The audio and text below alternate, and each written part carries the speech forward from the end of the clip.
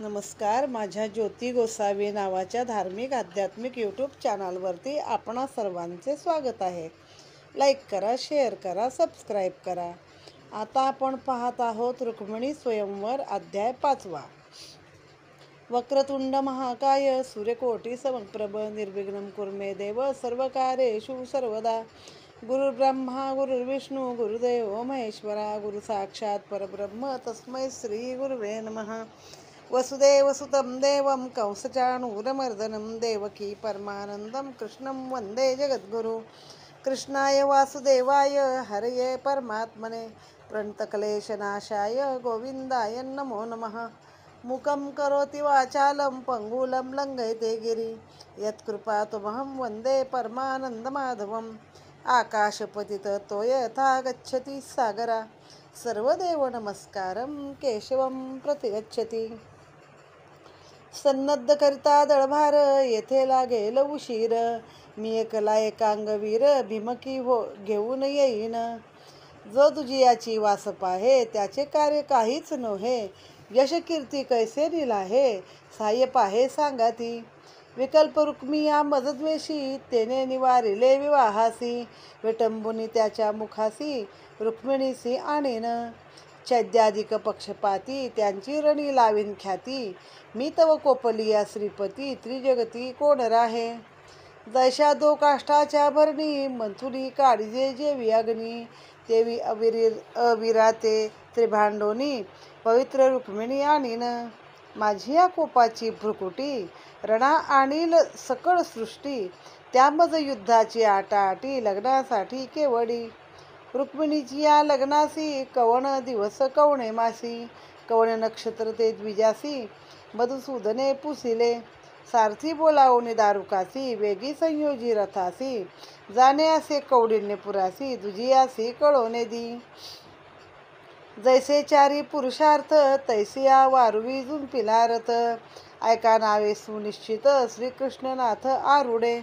शैब्य सुग्रीव बलाहक चौथा मेघ पुष्प देख. चारी वारू अतिनेटक सारथी दारुक दुरेसी. अनर्घ्य रत्नी रत्नखचित गरुड ध्वज लखलकित. लोल पताका डोलत रथ शोभत अतिशोभा. शस्त्रास्त्राचे संभार रथी घालून अपार. दारुके केला नमस्कार जोडून कर राहिला. रथी चढला नारायण तुरंगी बैसविला ब्राह्मण. मग एक दिवशी जनार्दन कौंडिण्यापुरा पातला. नगर देखिले श्रीपती जैशी मुमुक्षुची संपत्ती. तेथे राजा कौंडिण्यपती विधान स्थिती करीतसे.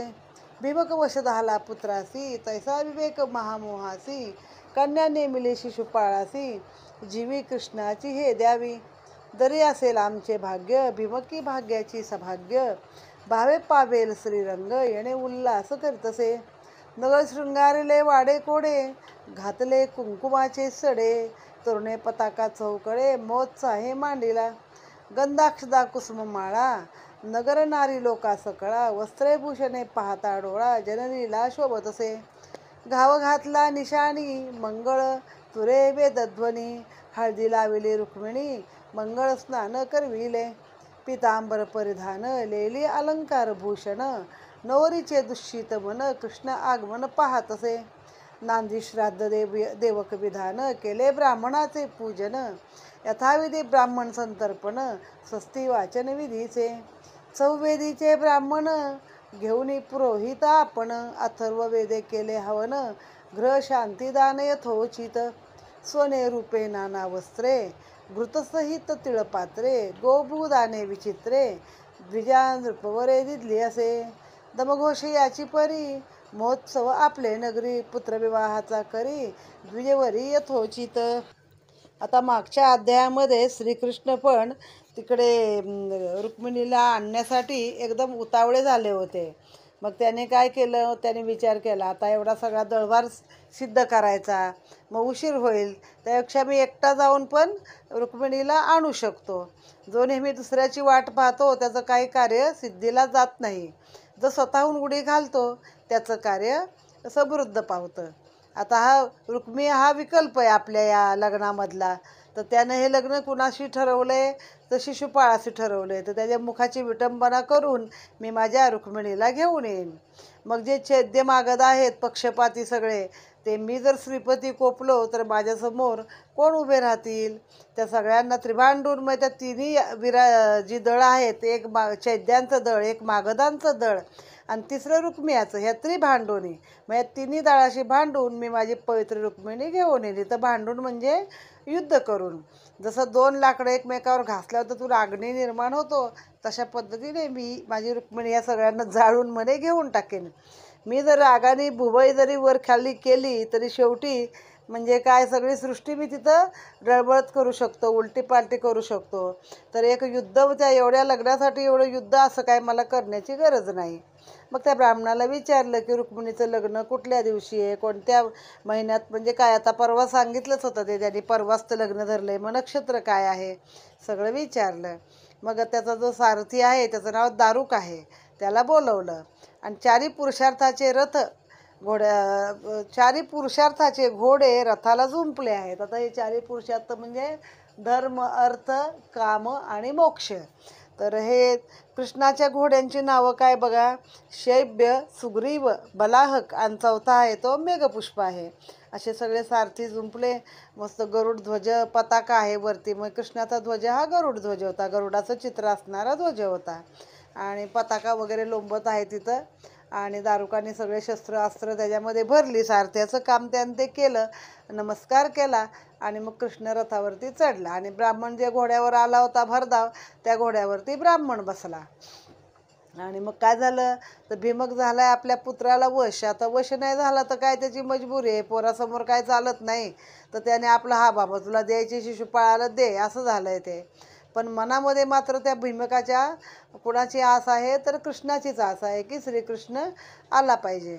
आणि मग सगळ्या नगरामध्ये शृंगारले नगर, कुमकुम सडे घातले. आता ह्याचे पण सडे घालतात लोक, केशर कस्तुरीचे.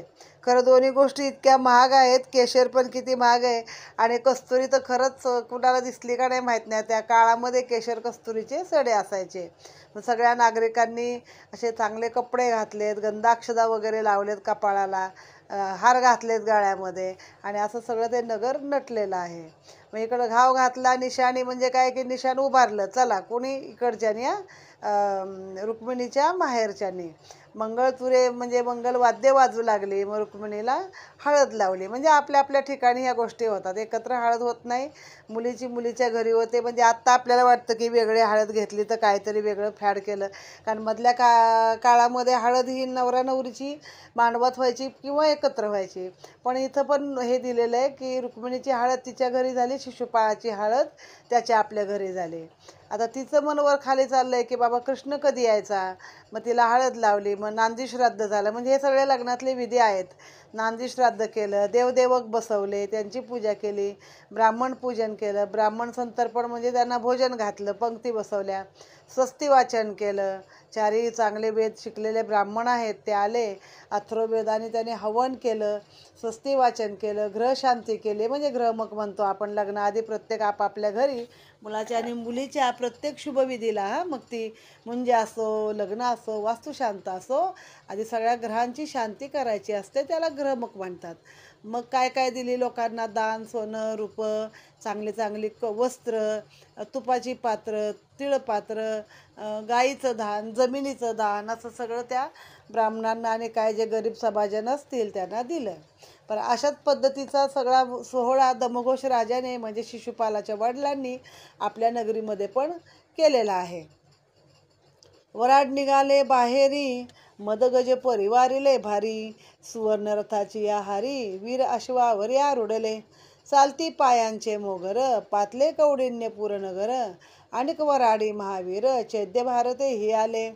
रुक्मिणी कृष्णासी होती दिदली, ती शिशुपाळा देऊ केली, ती संधी पाहिजे साधली, म्हणून आले पक्षपाती, शाल्व आणि जरासंध, वक्रदंत विदुरत, पौड्र कबीर अद्भुत, सैन्या भारेशी पातले, वराडी मिनले ते कैसे, महामोहाचे मेहुडे जैसे, खद्योत समुदाय निशिवसे, वीर तैसे वाटीव, कृष्ण तरणीची या किरणी, मावळती रणांगणी, भीमकी उल्हासे कमळिनी, कृष्णदीन मणी देखलिया. जैसे गंधर्व नगरीचे हुडे तैसे शिशुपाळाचे वीरगाडे. वराड आले वाडे कोडे भीमका पुढे सांगितले. राव सामोरा गेला त्यासी केले सीमांत पूजनासी. सन्मानुनी समस्तासी जानवशाशी आणले. रुक्मिणी हरणासी उद्यत एकला गेला कृष्णनाथ. यादव सभेसी आली मात झाला विस्मित बळभद्र. काला आला होता ब्राह्मण भीमकीचे पत्र घेऊन. प्रगट न करीच कृष्ण निवारू कोण म्हणून. या लागी गुप्त केली मात एकला गेला कृष्णनाथ. आतुरबळी हा अनंत नाही भीत कळे काळा. तो ब्राह्मण नवेची निश्चित भीमकीचा मूर्तिमंत भावार्थ. भावे नेला कृष्णनाथ एकाएकी एकला. वक्रदंत जरासंध शाल्व पौड्रक उन्नद. चैद्य मिनले सन्नद होईल युद्ध दारुण. कृष्ण करील कार्यसिद्धी हे तव न चुके त्रिशुद्धी. टाकून जावे युद्ध संधी हे तो बुद्धी सर्वथा. रथकुंजर पालाना सन्नद करा चतुरंग सेना. घाव घातला निशाणा केली गर्जना बळीभद्रे. सेनापती तो सात्विक भारी बळराम नेटक. यादव वीरासी हरिक अति सुंटक दळभार. सुख संतोष आणि स्वानंद कैवल्यापाशी निजे बोध. तैसा पावला हलायुध यादव वीरी हरिपाशी. नातरी शमदमादी संपत्ती बोधा वेगळी नव्हे निश्चिती. तैसे कवडीने पुरा येती जेथे श्रीपती उभा असे. येरीकडे राजकुमारी अवस्था लागली असे भारी. का पान येची श्रीहरी विचार करी लिखिताचा. मग चैद्याने काय केलं, निशाने घाव घातला म्हणजे निशाणा आपली उभारली. सोन्याचे रथ घेतले, हत्ती घेतले, घोडे घेतले, पायी चालणारे सैन्य घेतले आणि कौंडिण्यपुराला म्हणजे जिथं रुक्मिणीचं माहेर आहे भीमकाचं राज्य तिथं हे वराडी सगळे आले. त्याच्यावर कोण आले, मागध आले. कारण त्यांना हे माहीत होतं रुक्मिणी शिशुपाळाला देऊ केलेली आहे. आधी कृष्णाशी दिली होती आणि ती शिशुपाळाला दिली. आता तर ही संधी आपल्यालाही मिळाली पाहिजे. आता हे दोन्हीकडं उलटंच उलटे. भीमकाने मनाने श्रीकृष्णाला दिली होती आणि शिशुपाला रुक्म्यानं आपल्या मनाने आधी शिशुपालाशी लग्न ठरवलं होतं. मग शाल्व, जरासंध, वक्रदंत, विदुरथ तिकडं पण एक विदुरथ होता त्या सैन्यात. पौड्रक असे अनेक वीर आपलं सैन्य घेऊन आले. म्हणजे कसं यांना सपोर्ट म्हणून लढायला पाहिजे ना यांच्या बाजूनं म्हणून आले. तर हे कसे तसे काय महामोहाचे पर्वत पडलेले आहेत. आणि जसा सूर्य उगवला की हे काजवे सगळे जातात निघून चमचम त्यांची. तसा हा खद्योत समुदाय आहे. म्हणजे खद्योत म्हणजे काजवा. हा काजव्याचा समुदाय आहे. आणि कृष्णतरणी म्हणजे सूर्य उगवणारा, तो उगवला की त्याच्या किरणांनी हे सगळे रणांगणामध्ये मावळून जातील. आता भीमकी ही कोण आहे, कमळिनी म्हणजे कमळ आहे. की सूर्य उगवला की कमळ जसं फुलतं तशी ती रुक्मिणी त्याने फुलणार आहे.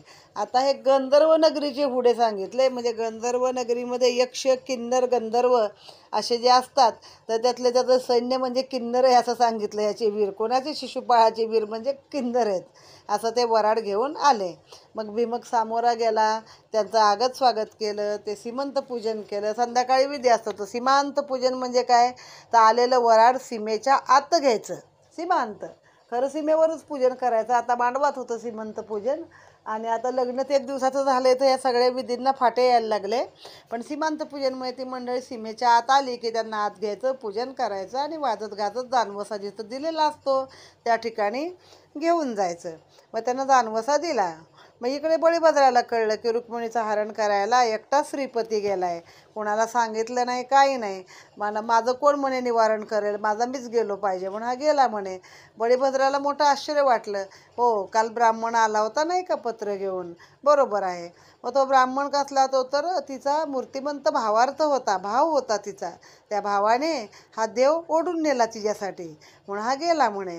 तर कृष्ण म्हणे एकटा गेला तरी काही हरकत नाही, तो तर युद्ध जिंकून येईल, सगळ्यांना हरवून येईल.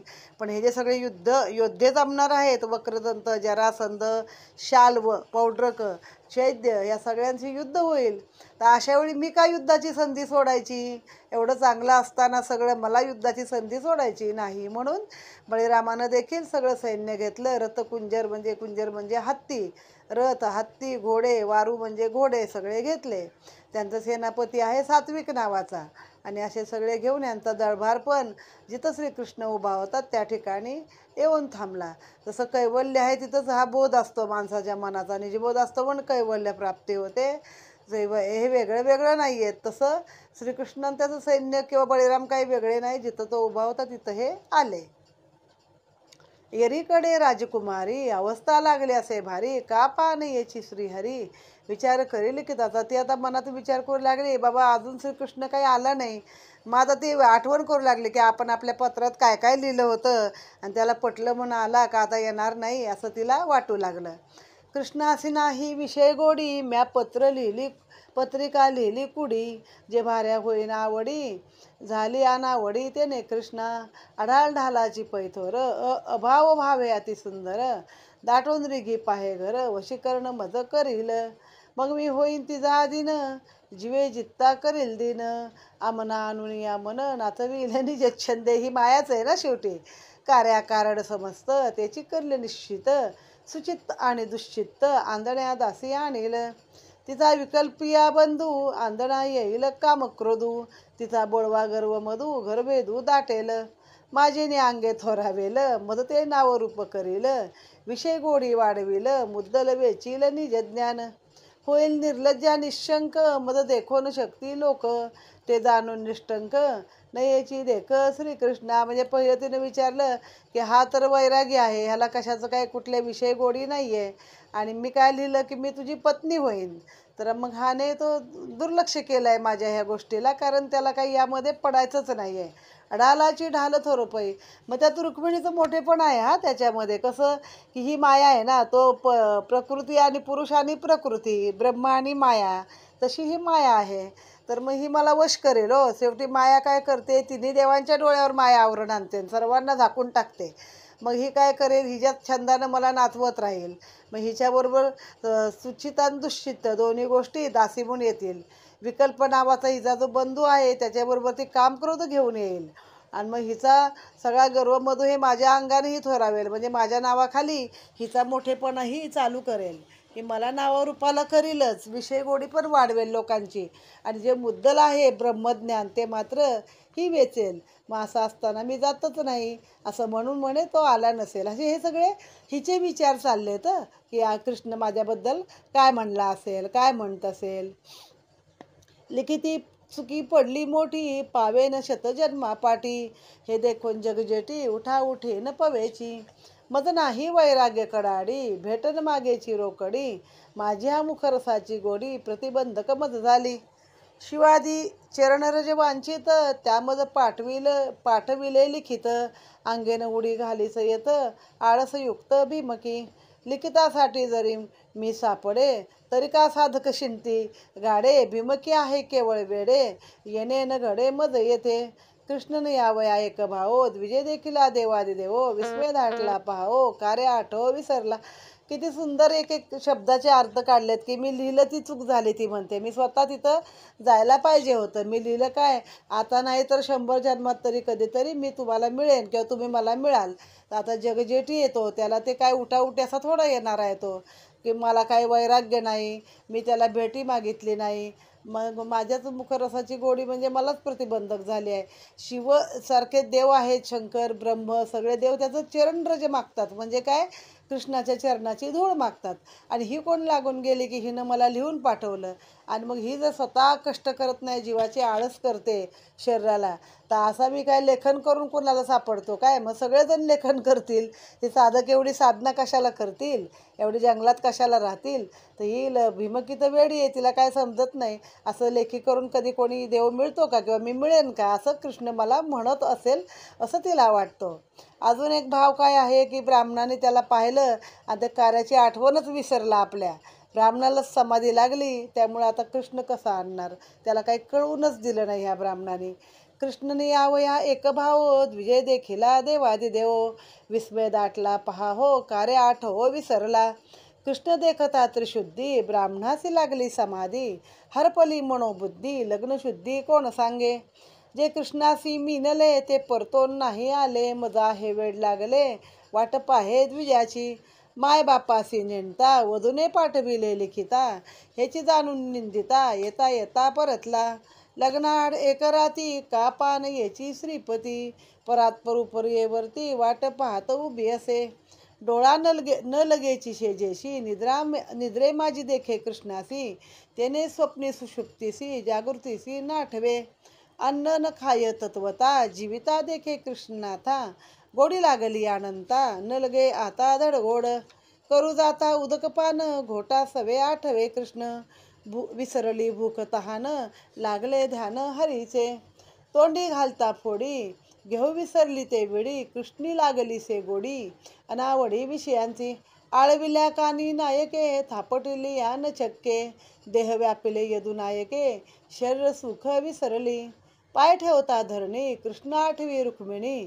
सर्वांग थरथरोनी रोमांचित होऊनी ठाके. लीला कमळ घेता हाती कृष्ण चरण आठविती. नैनी अश्रू लोटती कृष्ण प्राप्तीसी पिशी.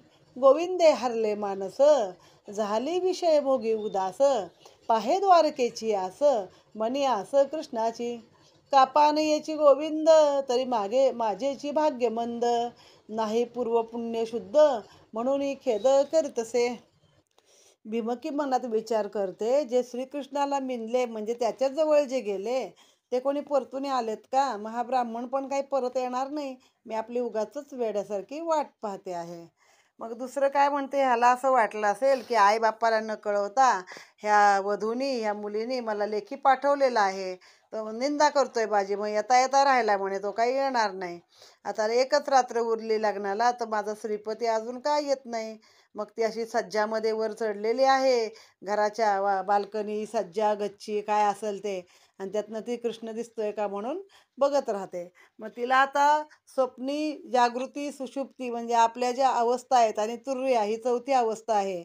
एक जागेपणी, एक स्वप्न, एक सुषुप्ती म्हणजे आणि तुर्या म्हणजे एकदम समाधी अवस्था.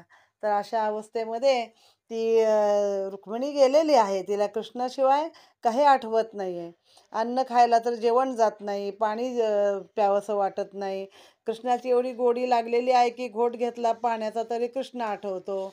एखादी फोड खाल्ली काही फळाची तोंडामध्ये किंवा विडा घातला तरी तिथं कृष्ण दिसू लागतो तिला. असा कृष्ण कंसालाही दिसत होता, जळीस्थळी काष्टी पाशाणी पाणी पिताना जेवताना खाताना. आणि ते हाडपी विडी करून द्यायचे तर ते विडा उघडायचा आणि त्यांना म्हणायचं, तुम्ही ह्यात कृष्ण मिळवून मला खायला घालताय, तुम्ही सगळे माझे शत्रू आहेत. आणि असा तो त्यांच्या अंगावर धावायचा. म्हणजे त्याची पण मती तेव्हा कृष्ण जेव्हा आला होता नगरीमध्ये, ना आता उद्या त्याचा भेट होणार होती थोडक्यात, तर त्याची जशी सैरभैर झाली होती तशी भीमकी सैरभैर झाली. पण दोघांच्या भावामध्ये किती फरक आहे की कृष्ण हा त्याचा वैरी होता, त्याला मारायसाठी दिवस रात्र बघत होता म्हणून त्याला कृष्ण आठवत होता. आणि हिचं इतकं प्रेम आहे म्हणून हिला दिवस रात्र कृष्ण आठवतो. पण शेवटी दोघांना पण अन्न पाणी सगळ्यामध्ये कृष्ण दिसतोय. काय तेव्हा आता ती राणी ना, राजकुमारी, गाणं बिणं म्हणून दाखवतात, गायिका दासी, ते ऐकत नाही. थापटलं तरी काय झोप येत नाही, अशीच आहे. धरणीवर पाय ठेवला तरी तिला कृष्ण आठवतो. सगळं अंग त्याच्या आठवणीने रोमांचित होते, अंगावर शहारे येत आहेत, थरथरते.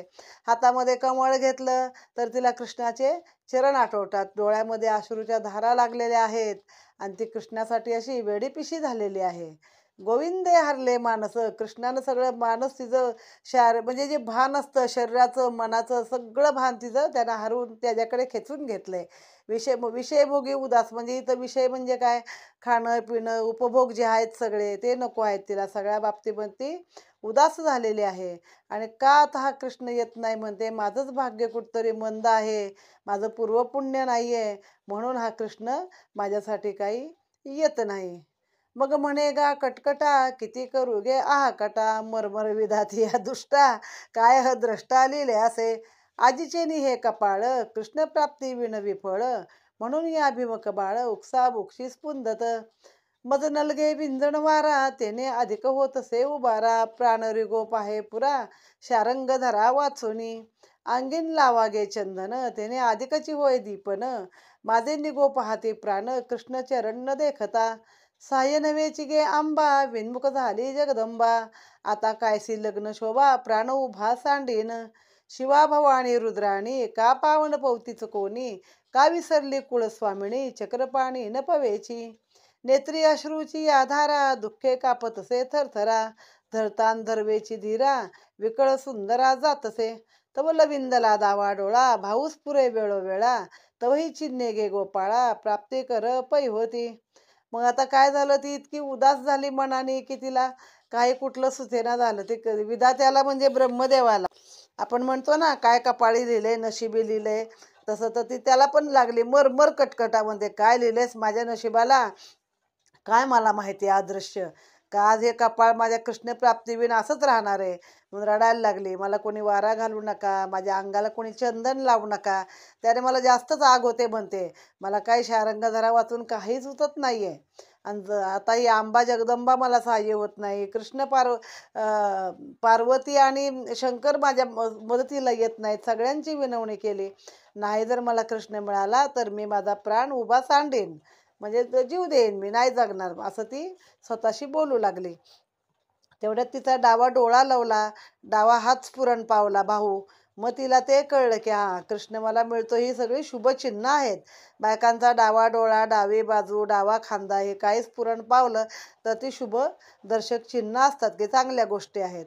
मग कृष्णानं काय सांगितलं त्या ब्राह्मणाला, जा बाबा, तिला खूप चिंता लागलेली आहे, तिला जाऊन सांग की उद्या तुझं लग्न आहे, तू काही समाधानी राहा, एकदम दुःखी होऊ नको, मी तुझं पाणीग्रहण करणार आहे. कृष्णे सांगितले, द्विजासी वेगी जावे भीमकी पासी, थोर चिंता होत असे तिसी, उद्वेगेसी अपार. तिसी द्यावे आश्वासन, उदयी का आहे तुझे लग्न, तू असावे समाधान, पाणीग्रहण मी करीन. आठा भावांची परवडी, उभुनी सानंदाची गुढी, द्विधाविंदला लवड सवडी, घातली उडी त्वरित.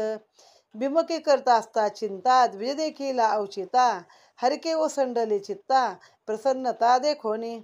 पहिला ब्राह्मण अतिदीन, याचे पालटलेसे चिन्ह, दिसत आहे प्रसन्न वदन, घेऊन श्रीकृष्ण पै आला.